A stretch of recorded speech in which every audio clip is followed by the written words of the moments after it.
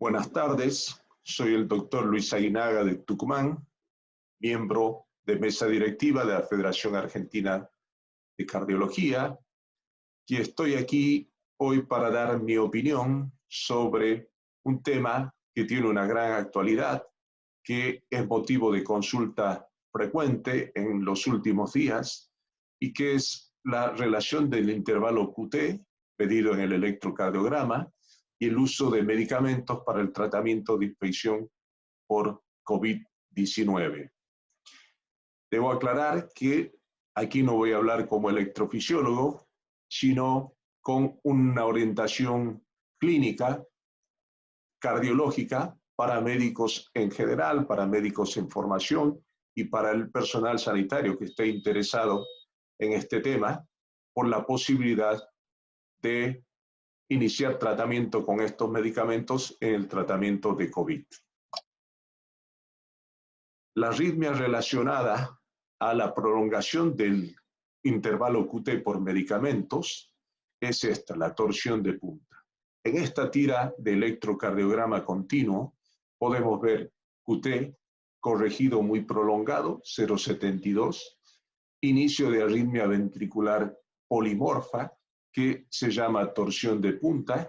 Esto tiene un movimiento sinusoidal sobre su eje, cambio de la polaridad, cambio de la magnitud, cambio de la morfología del QRS, en general arritmias autolimitadas, como aquí, pero que en ocasiones puede degenerar en fibrilación ventricular y muerte súbita. Esta es la arritmia a temer cuando el QT se prolonga demasiado, secundariamente algún tipo de fármacos como los que se utilizan para el tratamiento de COVID. Debo insistir en la correcta medición del intervalo QT porque esto genera cierta dificultad cuando se interpreta el electrocardiograma.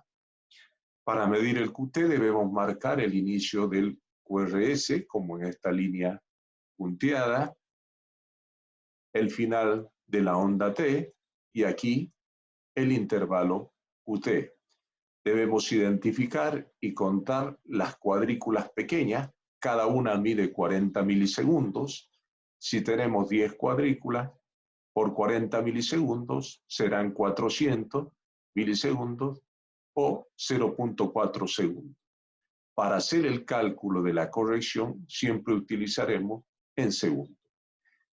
Hay que recordar que siempre hay que medir el QT en la derivación D2 o la derivación B5. Entonces, para calcular el corregido, deberemos utilizar el RR previo, nuevamente 24 cuadrículas por 40 milisegundos, 0,96 segundos. Y luego aquí sí, la fórmula de Bassett para la corrección. Entonces, QT medido, 0,4, raíz del RR, que el RR es 0,96, la raíz cuadrada se calcula, en este caso, con la calculadora científica, y este es el resultado, un QT de 0,40 normal. Este es el método tradicional. El que yo les quiero proponer aquí es un método mucho más sencillo usando la tecnología. Acá, por ejemplo, con la calculadora del QT corregido, que está en Medscape, con este link de acceso libre que deberíamos tener todos en el celular, y simplemente necesitamos dos datos: el QT que hemos medido, aquí 0,44 por ejemplo, y la frecuencia cardíaca. Con esto automáticamente aparece el valor del QT corregido. Esto es así de sencillo, no necesitamos hacer ningún cálculo adicional, ni de raíz cuadrada, ni de fórmula de Bassett. Es el QT medido y la frecuencia cardíaca. Es un método simple, es un método accesible, no tiene ningún tipo de filtro, es confiable, está validado y es generalizable. Todos deberíamos tener esto en nuestro celular para hacer mediciones del QT, evitar subdiagnosticar QT prolongado. Y esto nos puede servir no solo para la utilización de estas drogas en COVID, sino para nuestra vida como médicos en general. Y para esto, créanme y les insisto, no necesitamos un arritmólogo para medir un QT correctamente, teniendo este tipo de herramientas. Y es el primer mensaje clínico que yo quisiera transmitirles. Una tercera manera de evaluarlo y que es a simple vista, que es la primera impresión. A veces en la vorágine del trabajo de la unidad coronaria, de las terapias o etcétera, los lugares uno ve muchos electros. Estamos acostumbrados, y este método también está validado, a ver si ya da la impresión de estar prolongado. Y créanme que esto sirve. Si uno mide el intervalo QT, como acá, ¿verdad? Y calcula el RR previo. Si el QT no sobrepasa la mitad del RR previo, ese QT estará normal. En cambio, si uno mide el QT, en un caso exagerado de QT prolongado, ¿verdad? Y este QT pasa esta línea media del RR previo, sabemos que está prolongado.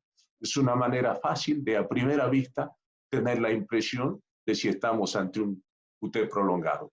Y luego con la fórmula previa, con la calculadora famosa de Metscape, podemos saber exactamente el valor. El segundo mensaje clínico es cómo recordar un valor. Tenemos muchos valores en cardiología, en medicina en general, números normales, etc. Aquí yo les pido que hay un número que hay que recordar, que es el 46. Yo puse una fecha, les puede servir de recordatorio, porque es importante para la medicina el año 46. El año 46 ocurrieron muchas cosas, pero en medicina se instituyó el Día del Médico. A partir de ese día festejamos el 3 de diciembre del 46, a partir de ese año. ¿Y por qué 46? Porque en la medida de QT, 46 es el número a partir del cual el QT corregido en varones empieza a ser prolongado.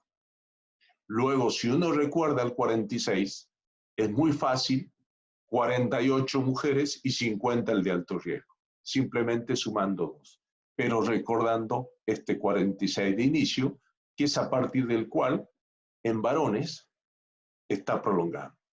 Luego 48 mujeres y 50 el de alto riesgo. Teniendo ese número, relaciónenlo con la fecha de nacimiento de alguien especial o con alguna cosa específica o la edad que tengan ustedes ahora.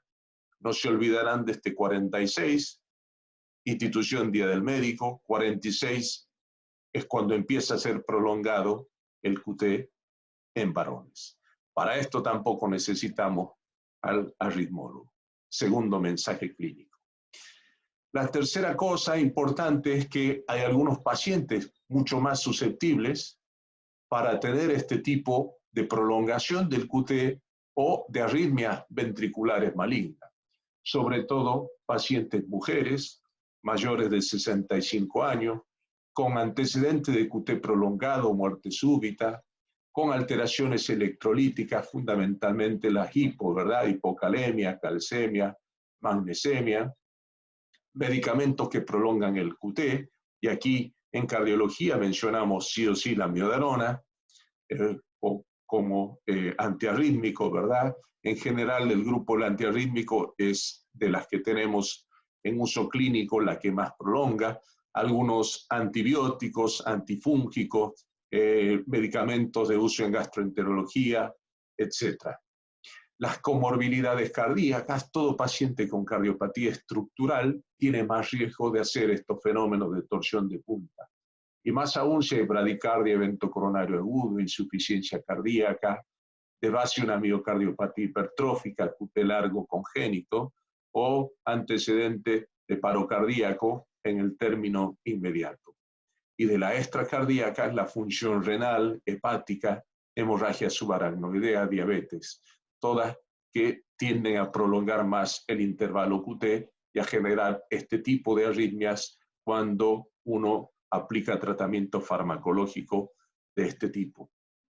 Luego, hay cierto tipo de recomendaciones para el QT corregido, el uso de estos medicamentos en COVID-19, específicamente hidroxicloroquina y acitromicina. Pero aquí debemos aclarar que para el uso de estos medicamentos debe definirse dependiente de los protocolos formulados por las entidades regulatorias internacionales y locales, así como de cada institución. Nosotros no estamos validando acá el uso de la medicación.